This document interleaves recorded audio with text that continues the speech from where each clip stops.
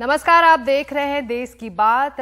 हरियाणा के सोनीपत में पहलवान बृजभूषण सिंह की गिरफ्तारी पर अड़े हुए हैं। ये खबर विस्तार से सौरभ के साथ ही महाराष्ट्र से बड़ी खबर आ रही है कि एनसीपी के नेतृत्व में शरद पवार ने बदलाव का ऐलान कर दिया है। चलेंगे मुंबई हमारे सहयोगी सोहित के पास। उधर मध्य प्रदेश में लाडली बहना योजना का हो रहा है लॉन्च, पूरी जानकारी अनुराग द्वारी से। और गुजरात में तूफान बिपरजॉय का खतरा, महाराष्ट्र और गोवा में भी होगा असर। वलसाड़ में तेज हवाओं के चलते बीच पर आने जाने पर लगी है रोक। हिमांशु शेखर के साथ होगी ये पूरी खबर। तो शुरुआत करते हैं सोनीपत की खबर से। पहलवानों के मुद्दे पर हरियाणा के सोनीपत में आज खाप पंचायत हुई। इसमें बृजभूषण शरण सिंह के खिलाफ प्रदर्शन करने वाले पहलवान बजरंग पुनिया, साक्षी मलिक भी शामिल हुए।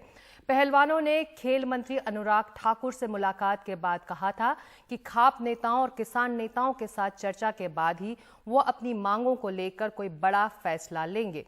बृजभूषण शरण सिंह पर महिला पहलवानों ने यौन शोषण का आरोप लगाया था और उन्हें गिरफ्तार करने की मांग वो लगातार कर रही हैं।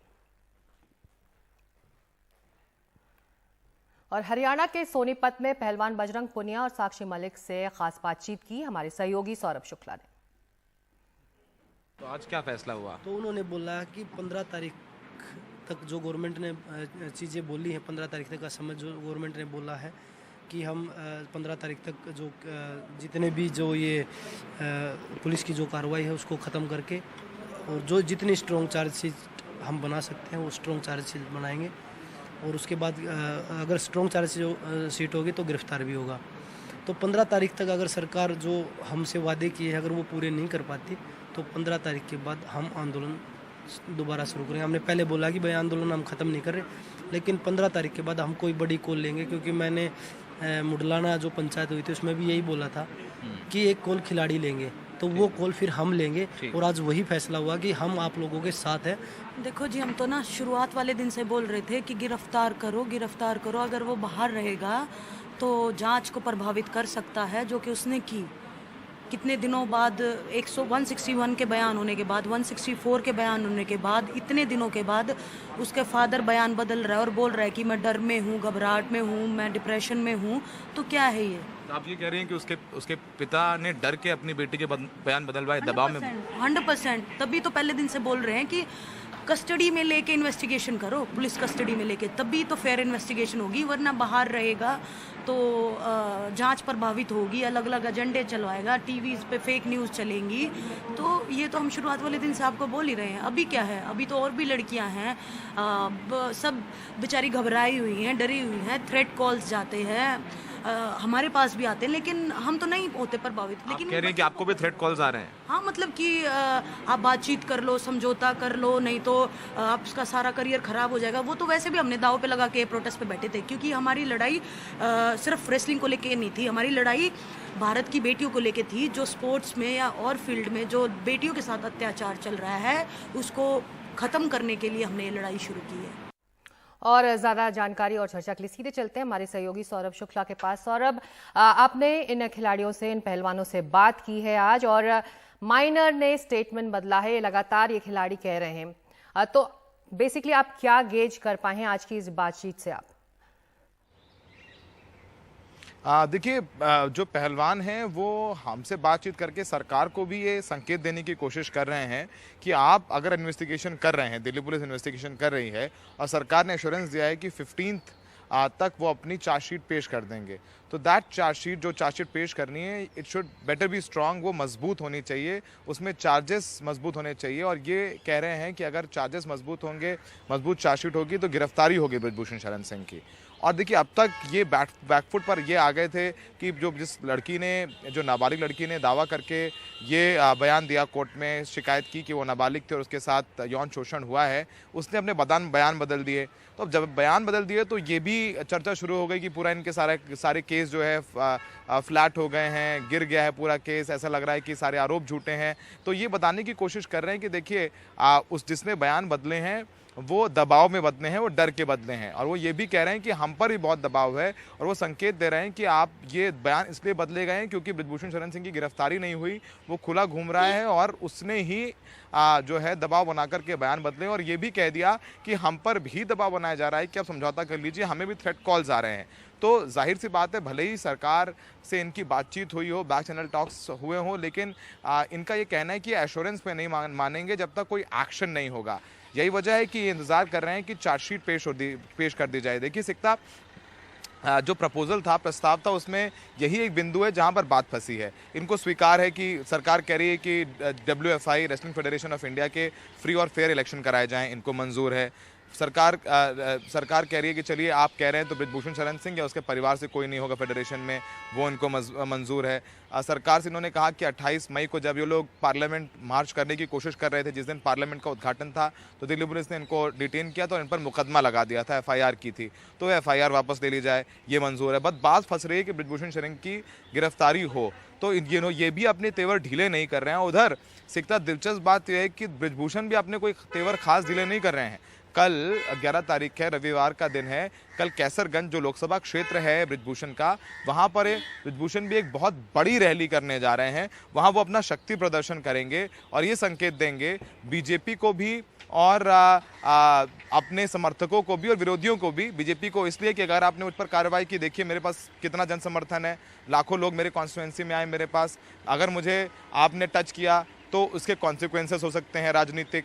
दूसरा, अपने सहयोगियों को देखो, मैं अभी भी स्ट्रांग हूँ, मेरे पीछे लोग हैं। अपने विरोधियों को देखो, आप मेरे साथ कितना आरोप लगा रहे हो, लेकिन मेरे क्षेत्र की जनता मेरे साथ है। तो बृजभूषण भी बाज नहीं आ रहे हैं, वो भी लगातार बयानबाजी कर रहे हैं। तो बहुत सरकार भी बहुत फूक फूक के कदम रख रही है। अब देखना होगा कि 15 तारीख को पहलवान क्या निर्णय लेते हैं। आज खाप पंचायत में डिसाइड हो गया है कि पुलिस की चार्जशीट देखने के बाद ये लोग तय करेंगे कि आगे आंदोलन कैसे चलेगा। सिकता, आप जो कह रहे हैं, आपकी मुलाकात के बाद ये साफ है, और जो बातचीत में उन्होंने कहा है कि अब सरकार चाहे कुछ भी करे, उनको और ज्यादा कुछ स्ट्रिंजेंट एक्शन की दरकार है सरकार की तरफ से, तो आश्वस्त नहीं है सरकार के किसी भी भरोसे से इस वक्त ये सभी पहलवान। जी बिल्कुल, आश्वस्त बिल्कुल नहीं है।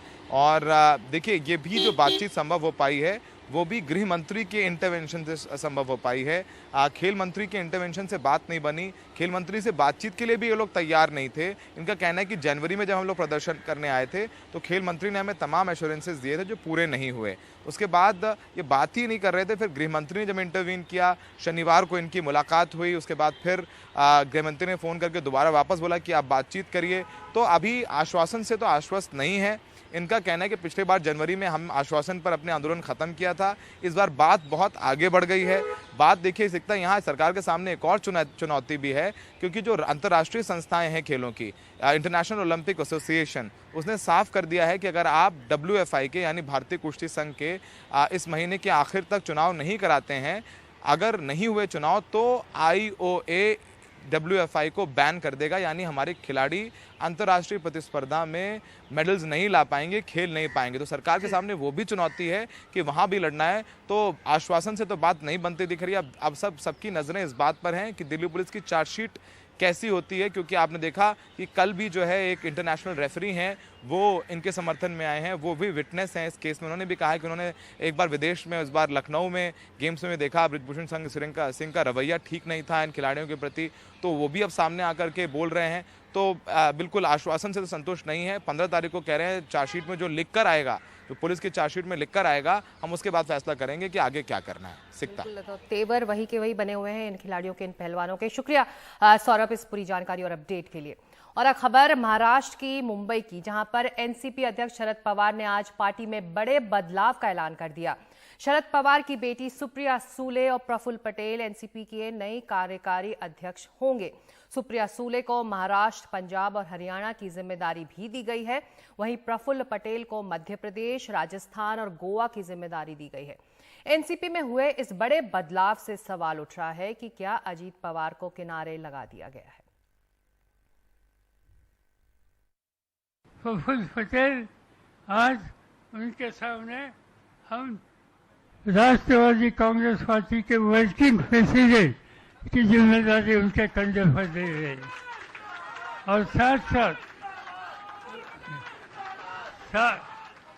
साथ उनके पास मध्य प्रदेश, गुजरात, राजस्थान, झारखंड, गोवा, राज्यसभा का काम और इन राज्यों की जिम्मेदारी उनके कंधे पर दे रहे। दूसरी जिम्मेदारी सुप्रिया सुले, पार्लियामेंट के सदस्य, उनको भी हम वर्किंग प्रेसिडेंट का अनाउंसमेंट करते हैं और उनके साथ महाराष्ट्र, हरियाणा, पंजाब, महिला, युवती एंड लोकसभा का कोऑर्डिनेशन, ये काम उनके ऊपर रखते हैं। और इन सभी ऐलानों के बाद एनसीपी नेता अजीत पवार ने ट्वीट कर कहा है कि एनसीपी के स्थापना दिवस पर शरद साहब के नेतृत्व में प्रफुल्ल पटेल और सुप्रिया सुले को पार्टी का कार्यकारी अध्यक्ष चुना गया है। मैं सभी सहयोगियों को बधाई देता हूं। उम्मीद है कि जो जिम्मेदारी उन्हें सौंपी गई है उसे वो कामयाबी के साथ निभाएंगे। शरद पवार साहब के नेतृत्व में दिल में महाराष्ट्र और नजरों के सामने राष्ट्र का लक्ष्य लेकर एनसीपी देश और राज्य का भविष्य गढ़ने के अमूल्य योगदान देगी। और सोहित मिश्रा इस वक्त हमारे साथ मुंबई से मौजूद हैं। सोहित, लगातार ये चर्चा थी खबरों में कि बेटी को राष्ट्र और भतीजे को महाराष्ट्र मिलेगा, लेकिन ऐसा कुछ होता आज दिखाई नहीं दिया। जी बिल्कुल, और ये कहीं ना कहीं चर्चा उससे पहले ये भी थी कि किस तरह से अजित पवार बीजेपी के करीब होते जा रहे हैं। बाद में शरद पवार ये एक ऐलान करते हैं कि वो अब एनसीपी के अध्यक्ष पद पर नहीं बने रहेंगे। 3 दिन तक हम देखते हैं कि किस तरह से कई कार्यकर्ता प्रदर्शन करते हैं, फिर शरद पवार अपना फैसला वापस लेते हैं और कहते हैं कि मैं ही अध्यक्ष रहूंगा। और अब जिस तरह से पहले उन्होंने ये साबित कर दिया कि पार्टी उनकी है, जिस तरह से बड़े पैमाने पर कार्यकर्ता सामने आए, और उसके 1 महीने बाद अब उन्होंने अपनी बेटी को वर्किंग प्रेसिडेंट बना दिया। और इस तरीके से एक बार फिर से शरद पवार ने ये जो पूरा मामला था उसे शांत करते हुए नजर आए। बिना ही पार्टी में कोई बगावत के उन्होंने अपने बेटी को इशारों में ही सही, लेकिन कार्यकर्ताओं को बता दिया कि उनके बाद या अगर वो अध्यक्ष नहीं रहते हैं तो कौन पार्टी की कमान संभालेगा। और जी बिल्कुल, ये जो आपने कहा वो सही है कि पहले यही कहा जा रहा था कि राष्ट्रीय राजनीति सुप्रिया सुले देखेंगी और महाराष्ट्र की राजनीति अजित पवार देखेंगे। हालांकि अगर आज जो ऐलान किया गया उसे ध्यान से देखें तो महाराष्ट्र की जिम्मेदारी भी सुप्रिया सुले को दी गई है। ऐसे में अगर अजित पवार कोई फैसला करते भी हैं, क्योंकि वो महाराष्ट्र की राजनीति से ही जुड़े रहे हैं और सुप्रिया सुले हमेशा से, क्योंकि अभी वो सांसद रही हैं और दिल्ली के नेताओं से उनका काफी लेना देना रहता है, तो यही फॉर्मूला होना था। लेकिन अब अगर अजित पवार महाराष्ट्र में भी कोई फैसला लेते हैं तो उसमें जो आखिरी फैसला होगा वो सुप्रिया सुले लेंगी। तो ऐसे में एक तरीके से जो पूरी ताकत है वो सुप्रिया सुले को दे दी गई है और अजित पवार जो हैं उन्हें अभी तक कुछ दिया नहीं गया है। हालांकि जब शरद पवार से सवाल पूछा गया उन्होंने जरूर कहा कि अजित पवार नाराज नहीं है, लेकिन सवाल ये भी है कि अगर वो नाराज नहीं है तो एनसीपी की ओर से उन्हें कुछ क्यों नहीं दिया गया। और इसका उसी चीज से लेना देना जिससे शुरुआत की मैंने, कि जिस तरह से अजित पवार और बीजेपी के बीच नजदीकियां बढ़ रही थी उसे देखते हुए ये कहीं ना कहीं फैसले लिए गए हैं। जी, मेरा सवाल अगला यही था सोहित कि अजीत पवार की बीजेपी से बढ़ती नजदीकियों का जवाब माना जाए शरद पवार का ये?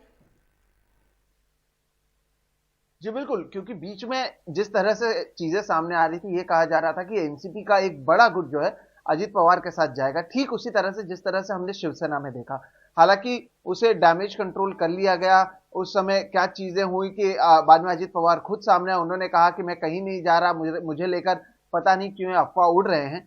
लेकिन उसके बाद जिस तरह से डैमेज को कंट्रोल करने के लिए पहले शरद पवार ने यह एस्टैब्लिश किया कि पार्टी में जो भी फैसले होते हैं वो लेते हैं, उससे पहले उन्होंने एस्टैब्लिश किया अपने अध्यक्ष पद से इस्तीफा देने का ऐलान कर। और अब जिस तरह से उन्होंने ये फैसला लिया है इसका चाहकर भी कोई विरोध नहीं कर सकता है। ऐसे में अजित पवार भी पार्टी में रह गए, सुप्रिया सुले अगली को जिस तरह से जिम्मेदारी भविष्य की दी गई है वो भी साफ हो गया और बिना कोई कलह के चीजें फिलहाल चलती हुई नजर आ रही हैं। ये सारी चीजें शरद पवार ने की हैं, जिस तरह से हमने देखा था और जो खबरें सामने आई थी कि अजित पवार और बीजेपी के बीच में नजदीकियां बढ़ रही हैं, उसके बाद ये सारी चीजें हुई हैं। शुक्रिया सोहित इस पूरी जानकारी और चर्चा के लिए आपका मुंबई से। और उधर अरब सागर से आ रहा चक्रवाती तूफान बिपरजॉय अगले 12 घंटे में और तीव्र हो सकता है।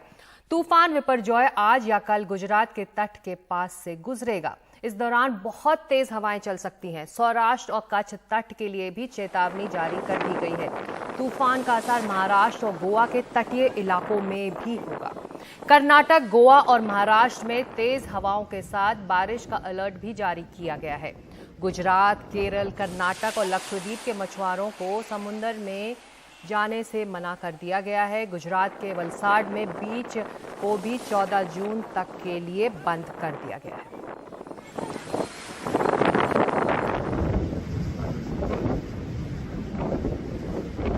और इसी पर ज्यादा जानकारी के लिए सीधे चलते हैं हमारे सहयोगी हिमांशु शेखर के पास। हिमांशु, कितना बड़ा खतरा है ये भारतीय तट के लिए?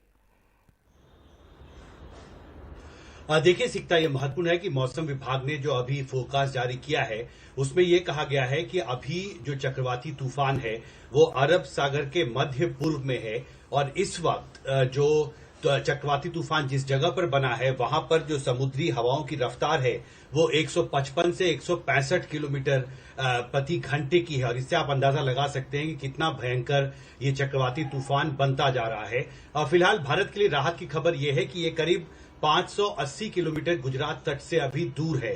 अगर आप मुंबई का देखें तो करीब 600 किलोमीटर मुंबई तट से दूर है और पोरबंदर से 580 किलोमीटर और साथ ही गोवा से करीब 700 किलोमीटर की दूरी पर है। लेकिन इसका असर जो है वो सौराष्ट्र, कच्छ और जो दूसरे गुजरात के तटीय इलाके हैं वहां पर पड़ेगा। और अभी मौसम विभाग ने ये चेतावनी जारी की है कि आज से जो गुजरात के तट हैं वहां पर समुद्री हवाओं की जो रफ्तार है वो 35 से 45 किलोमीटर प्रति घंटे तक रह सकती है और धीरे धीरे ये फोरकास्ट किया गया है कि अगले 12 घंटे में ये एक अत्यंत प्रचंड समुद्री तूफान बन जाएगा। और उसके साथ ही जो समुद्री हवाओं की रफ्तार है गुजरात तट के तटीय इलाकों में, विशेषकर सौराष्ट्र और कच्छ से सटे जो तटीय इलाके हैं वहां पर समुद्री हवाओं की रफ्तार अगले 3 दिन में बढ़कर 50 से 60 किलोमीटर प्रति घंटे तक हो सकती है। और इसको देखते हुए बहुत स्पष्ट चेतावनी है सिकता कि जो मछुआरे हैं महाराष्ट्र में, गुजरात में, गोवा में, उन्हें कहा गया है कि अगले 5 दिन वो समुद्र में ना जाएं क्योंकि जो समुद्री हवाओं की रफ्तार है वो धीरे धीरे और तेज होने वाली है। साथ ही जो फिशिंग ऑपरेशंस हैं उन्हें तत्काल रोकने को कहा गया। जो ट्रॉलर्स हैं उनको कहा गया है कि वो वापस तटों की तरफ लौटें क्योंकि ये एक अत्यंत प्रचंड समुद्री तूफान बनने वाला है। और साथ ही ये भी कहा गया है कि अगले 5 दिन तक किसी भी छोटे बड़े जहाज को, चाहे मछुआरों को, समुद्र की तरफ अरब सागर में विशेषकर नहीं जाना चाहिए। और 12 घंटे बाद जब ये अत्यंत प्रचंड समुद्री तूफान बनेगा, चक्रवाती तूफान, तो मौसम विभाग ने ये फोरकास्ट जारी किया है कि समुद्री हवाओं की जो रफ्तार है वो 165 से 175 किलोमीटर और बीच बीच में बढ़कर 195 किलोमीटर प्रति घंटे तक बढ़ सकती है। यानी एक बहुत ही भयंकर रूप समुद्री तूफान लेने वाला है। लेकिन फिलहाल राहत की बात यह है कि अभी फिलहाल 580 किलोमीटर के आसपास गुजरात तट से अभी दूर है और उसके करीब से ही आगे बढ़ता जाएगा। जी, आप इस तूफान की रफ्तार की बात करें, रफ्तार काफी तेज है, क्या ये अगले कुछ घंटों में इसकी स्पीड और बढ़ जाएगी? देखिए, निश्चित तौर पर जैसा मैंने पहले कहा कि इस वक्त ये अरब सागर के मध्य पूर्व में लोकेटेड है और इस वक्त मौसम विभाग के मुताबिक जो समुद्री हवाओं की रफ्तार है, चक्रवात का जो जोन है उसमें वो 155 से 165 किलोमीटर प्रति घंटे की है। लेकिन 12 घंटे में ये एक्सट्रीमली सीवियर साइक्लोनिक स्टॉर्म बन जाएगा, यानी अत्यंत प्रचंड चक्रवाती तूफान बन जाएगा। और उस वक्त हवाओं की जो रफ्तार है, समुद्री हवाओं की रफ्तार मध्य पूर्व में अरब सागर के, वो बढ़कर 165 से 175 किलोमीटर प्रति घंटे और बीच बीच में हवाओं की रफ्तार बढ़कर 195 किलोमीटर प्रति घंटे तक बढ़ सकती है। मुझे याद है मौसम विभाग के डीजी बोल रहे थे कि संभव है कि जो समुद्री लहरें हैं उनकी जो हाइट है वो 14-15 मीटर तक ऊंची उठ सकती है और इससे आप अंदाजा लगा सकते हैं कि एक बहुत ही भयंकर तूफान जो है वो अरब सागर के मध्य पूर्व में बनता जा रहा है। और फिलहाल जैसे जैसे इसका रूप और उग्र होगा, समुद्री हवाओं की रफ्तार बढ़ेगी, जो हमारे तटीय इलाके हैं विशेषकर गुजरात में, सौराष्ट्र और कच्छ के लिए बहुत स्पष्ट चेतावनी मौसम विभाग ने जारी की है। और अगले 3 दिन में जो समुद्री हवाओं की रफ्तार है वो सौराष्ट्र और कच्छ इलाकों में, तटीय इलाकों में बढ़कर 50 से 60 किलोमीटर प्रति घंटे तक बढ़ सकती है। और मछुआरों को, ट्रॉलर्स को, छोटे बड़े जहाजों को बहुत स्पष्ट चेतावनी है कि वो बीच अरब सागर की तरफ ना जाएं, क्योंकि खतरा वहां पर लगातार बढ़ता जा रहा है और अगले 12 घंटे में ये खतरा और बढ़ने वाला है। सिकता, हिमांशु, आप हमारे साथ बने रहिए। अब खबर मानसून की बात करते हैं। मानसून की भारतीय मौसम विभाग ने बताया है कि 10 जून को दक्षिण पश्चिमी मानसून पूर्वोत्तर भारत के ज्यादातर हिस्सों और दक्षिण भारतीय प्रायद्वीप, अरब सागर और बंगाल की खाड़ी में पहुंच गया है। वैसे बिहार, झारखंड, पश्चिम बंगाल, ओडिशा, उत्तर प्रदेश, आंध्र प्रदेश और तेलंगाना में अगले 2-3 दिनों तक गर्मी से कोई राहत की उम्मीद नहीं है। तो जिन लोगों को हिमांशु मानसून का इंतजार है, अलग अलग इलाकों में लोग इंतजार कर रहे हैं, उनके लिए आप इस वक्त क्या जानकारी दे सकते हैं?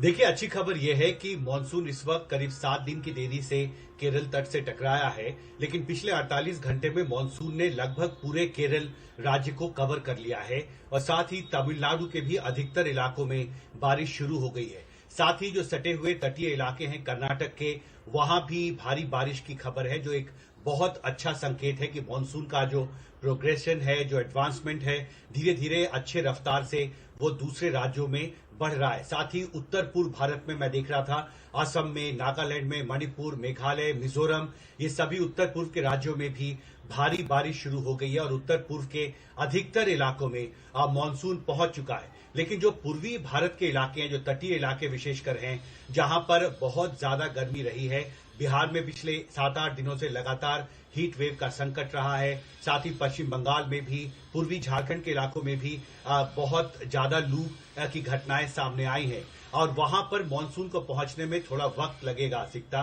क्योंकि देखिए अभी कर्नाटक, तमिलनाडु और साथ ही केरल कवर कर चुका है और वो धीरे धीरे अब केंद्रीय भारत और पूर्वी भारत की तरफ बढ़ेगा। तो उसमें कुछ दिन रहेंगे, लोगों को तेज गर्मी झेलनी पड़ेगी और इसलिए मौसम विभाग ने भी आज जो फोरकास्ट जारी किया है उसमें ये कहा है कि जो पूर्वी भारत के राज्य हैं, बिहार, पश्चिम बंगाल और साथ ही कुछ पार्ट तेलंगाना के भी और साथ में उड़ीसा, पूर्वी झारखंड, वहां पर 3-4 दिन गर्मी का संकट रहेगा, हीट वेव रहेगा। हीट वेव का मतलब है कि जितना औसतन तापमान वहां पर होता है उससे 4.5 डिग्री सेल्सियस या उससे ज्यादा तापमान रहने का पूर्वानुमान है। वहां पर लोगों को इंतजार करना पड़ेगा मॉनसून के पहुंचने का। जी शुक्रिया इस पूरी अपडेट और जानकारी के लिए हिमांशु। और इस वक्त खबर मध्य प्रदेश से, जहां पर धीरे धीरे चुनावी सरगर्मियां तेज हो रही हैं। आज मुख्यमंत्री शिवराज सिंह चौहान लाडली बहना योजना लॉन्च कर रहे हैं। मुख्यमंत्री शिवराज सिंह चौहान गरीब और मध्यम वर्ग की 1.25 करोड़ लड़कियों के लिए लाडली बहना योजना के जरिए 1000 रुपये उनके बैंक खातों में ट्रांसफर करने जा रहे हैं। इस योजना के लिए सिर्फ 35 दिन में 35 करोड़ 25 लाख से ज्यादा आवेदन मिले। राज्य स्तरीय कार्यक्रम का आज जबलपुर की इस पवित्र, ये सीधी तस्वीरें जबलपुर से है, जहां पर लाडली बहना योजना को लॉन्च कर रहे मुख्यमंत्री शिवराज सिंह चौहान, जहां इसी साल मध्य प्रदेश को चुनावी मैदान में उतरना है। विधानसभा के चुनाव इस साल के आखिर में वहां होने हैं और हर पक्ष की तरफ से चुनावी सरगर्मियां तेज हैं। और ये सीधी तस्वीरें आप जबलपुर से देख सकते हैं, जहां मुख्यमंत्री इस वक्त इस योजना को लॉन्च कर रहे हैं। और जैसा कि सरकारी सूत्रों के खबर मिली है कि इस योजना के लिए 35 दिन में 1 करोड़ 25 लाख से ज्यादा आवेदन मिले थे और इस योजना के जरिए करीब 1.25 करोड़ महिलाओं को मुख्यमंत्री लाडली बहना योजना के जरिए 1000 रुपये उनके बैंक खातों में पहुंचाए जाएंगे। और अनुराग द्वारी इस वक्त हमारे साथ हैं, चलते सीधे अनुराग के पास। अनुराग, लाडली बहना योजना का लॉन्च तो सरकार ने कर दिया है, लेकिन इस साल चुनाव भी हैं, क्या टारगेट है सरकार का? देखिए सिकता, मध्य प्रदेश में लगभग 5.5 करोड़ के आसपास मतदाता हैं और इसमें 2 करोड़ 60 लाख के आसपास मतदाता महिलाएं हैं।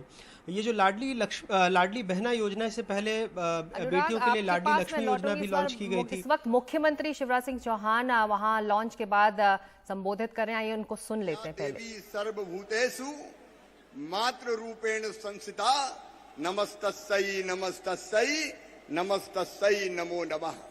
इसलिए आज के कार्यक्रम का प्रारंभ मैं एक बहन का पूजन करके करूंगा। ये कुर्सी वहां बीच में लगाओ, पानी लेके आओ, पांव धोऊंगा मैं। आज का दिन विशेष है क्योंकि माननीय मुख्यमंत्री जी अपनी लाडली बहनाओं को सौगात देने जा रहे हैं और प्रतीक स्वरूप वे एक लाडली बहना के पैरों को पखाड़ते हुए उनको नमन करते हुए, क्योंकि वो मानते हैं हे नारी तू ही दुर्गा, तू ही काली, तू ही जगदम्बा है। वे देवी स्वरूपा मानते हैं सभी नारियों को और अनूठी सौगात के साथ माननीय मुख्यमंत्री जी एक लाडली बहना को नमन करते हुए, पूजन करते हुए एक लाडली बहना का श्रीफल से तिलक करके श्रीफल देकर माननीय मुख्यमंत्री जी इस लाडली बहना का सम्मान कर रहे हैं, नमन कर रहे हैं। प्रतीक स्वरूप ये उनकी भावनाएं हैं पूरे प्रदेश की बहनाओं के लिए। और हमारे बीच एक बहना जिसके पूजन के साथ प्रतीक स्वरूप उसका पूजन करके, नमन करके आज के इस भव्य उत्सव को प्रारंभ कर रहे हैं। हम सभी प्रदेश की बहनों के लिए ये गर्व की बात है कि हमारे लाडले मुख्यमंत्री जी नमन कर रहे हैं एक लाडली बहना को, उसके पैर पखाड़ते हुए, आशीर्वाद प्राप्त करते हुए लाडली बहना का। शक्ति भक्ति का प्रतीक है तू, माँ दुर्गा, माँ सरस्वती का स्वरूप है तू, ऐसी सोच रखते हैं हमारे प्रिय मुख्यमंत्री जी। बहुत बहुत धन्यवाद। अब कार्यक्रम में आगे बढ़ते जो हुए बात हो रही थी कुछ देर पहले आपसे कि टारगेट महिला मतदाता हैं और बहुत बड़ी तादाद में हैं ये मध्य प्रदेश में जो जिससे फायदा मिल सकता है सरकार को। जी सिकता जाहिर तौर पर, और आपने देखा होगा कि जब भी अब मध्य प्रदेश में किसी भी सरकारी कार्यक्रम की शुरुआत होती है तो कन्या पूजन से होती है। जैसे आज ये बहुत बड़ी योजना है क्योंकि बाकी की राजनीति की बातें, सियासत की बातें और मतदाताओं के तौर पर महिलाओं की बातें एक तरफ, लेकिन अगर आप देखें तो लगभग 1.25 करोड़ के आसपास महिलाएं इसमें हितग्राही हैं। और अगर उसमें से 96% महिलाओं का खाता डीबीटी हो जाता है यानी डायरेक्ट बेनिफिशियरी ट्रांसफ़र हो जाता है तो किसी भी राज्य के लिए अपने आप में एक बड़ी उपलब्धि है। क्योंकि मार्च के आसपास इस योजना का ऐलान हुआ था और फिर फॉर्म भरे गए और उसके बाद एक के बाद एक महिलाएं जोड़ी गईं, तो कम से कम इतने खाते सत्यापित हैं जिनके खातों में 1 रुपये डाला गया था 1 जून को शगुन की राशि के तौर पर, और आज 1000 रुपये चले जाएंगे। तो मध्य प्रदेश में 5 महीने बाद चुनाव हैं, अगर उसको सियासी नज़रिए से भी देखें तो उस वक्त हर महिला के खाते में 5 से 6 हज़ार रुपये आ चुके होंगे, जो 1.25 करोड़ महिलाएं इसमें हितग्राही बनी हैं। महानगरों के लिए 1000 रुपये बहुत बड़ी रकम नहीं है या बड़े शहरों के लिए भी नहीं है, लेकिन कई ऐसे गांव हैं, कई ऐसे मुफस्सिल हैं जहां पर कि ये आज भी एक बड़ी रकम मानी जाती है। इसलिए कई सियासी जानकार इसे एक पॉलिटिकल मास्टर स्ट्रोक भी बताते हैं। सिकता जी, पॉलिटिकल मास्टर स्ट्रोक अगर ये है तो ऐसे में कांग्रेस इसका मुकाबला कैसे करेगी? बिल्कुल, देखिए 2 बातें हैं। एक प्रतीकात्मक तौर पर चूंकि जो महाकौशल का इलाका है सिकता अभी मध्य प्रदेश को बखूबी समझती हैं, तो पिछले चुनाव में 30 में से 24 सीटें यहां पर कांग्रेस ने जीती थी। तो आप देखिए कि जबलपुर से इस योजना का शुभारंभ किया है मुख्यमंत्री शिवराज सिंह चौहान ने, और 2 दिन बाद यानी सोमवार को प्रियंका गांधी वहां पर पहुंच रही हैं और औपचारिक तौर पर कांग्रेस के लिए चुनावी बुगुल फूकेंगी। तो बीजेपी के लिए भी महाकौशल बहुत अहम हो गया है इस लिहाज से कि पिछले चुनाव में 34 में से 30 में से 24 सीटें उसने गंवा दी थी, सिर्फ 6 सीटें मिली थीं। उपचुनाव के बाद थोड़े बहुत हालात बदलने की बात है यहाँ पर, लेकिन अब कमोबेश अगर पूरे मध्य प्रदेश में देखें तो कहीं ना कहीं कांग्रेस अब कह रही है कि नारी सम्मान योजना उसके भी फॉर्म भरे जा रहे हैं। तो कांग्रेस का वायदा है कि अगर वो सरकार में आती है तो 1000 नहीं बल्कि 1500 रुपये दिए जाएंगे, और जो घरेलू गैस का सिलेंडर है वो 500 रुपये में दिया जाएगा। तो इस तरह की घोषणाएं कांग्रेस की तरफ से भी की जा रही हैं, दावे प्रतिदावे हैं, लेकिन देखना होगा जब 5 महीने बाद मतदाता अपने मताधिकार का इस्तेमाल करते हैं तो एक जो 1000 रुपये उनको पहले 5 महीने मिल चुके होंगे और कांग्रेस जो सरकार बनने के बाद इसका वायदा कर रही है 500 रुपये ज़्यादा का, तो पलड़ा किसकी तरफ भारी बैठेगा। सिकता शुक्रिया इस चर्चा और अपडेट के लिए अनुराग द्वारी आपका। और अगले 5 महीनों तक वाकई मध्य प्रदेश की राजनीति दिलचस्प होने वाली है।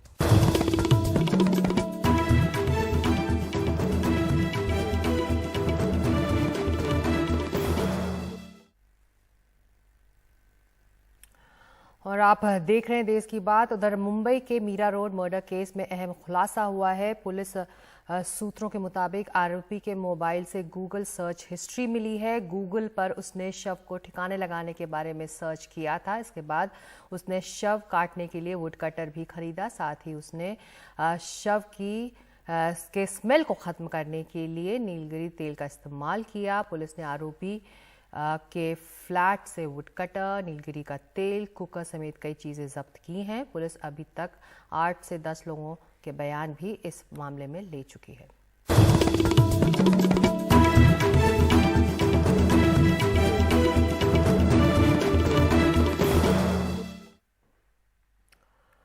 और अब खबर गुजरात के सूरत से, जहां से आज बड़ी खबर आई। गुजरात एटीएस ने आईएसआईएस के आतंकी मॉड्यूल का पर्दाफाश किया है। गुजरात एटीएस ने पोरबंदर से 4 लोगों को गिरफ्तार किया। चारों संदिग्ध कश्मीर में मौजूद अबू हमजा के संपर्क में थे और चारों को ट्रेनिंग के लिए अफगानिस्तान जाना था। ये लोग पोरबंदर से बोट के जरिए अफगानिस्तान जाने की फिराक में थे।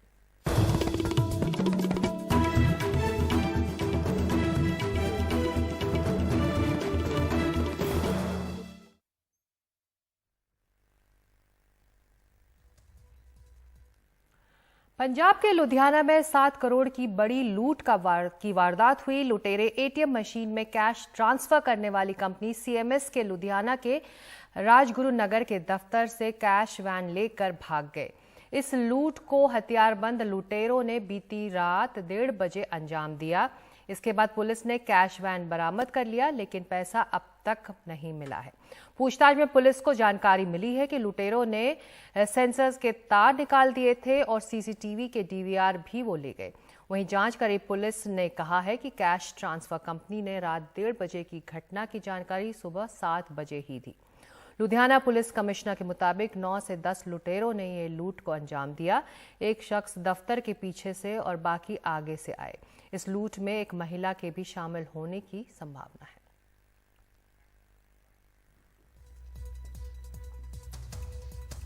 तो आज देश की बात में इतना ही, लेकिन एनडीटीवी इंडिया पर खबरें जारी रहेंगी। नमस्कार।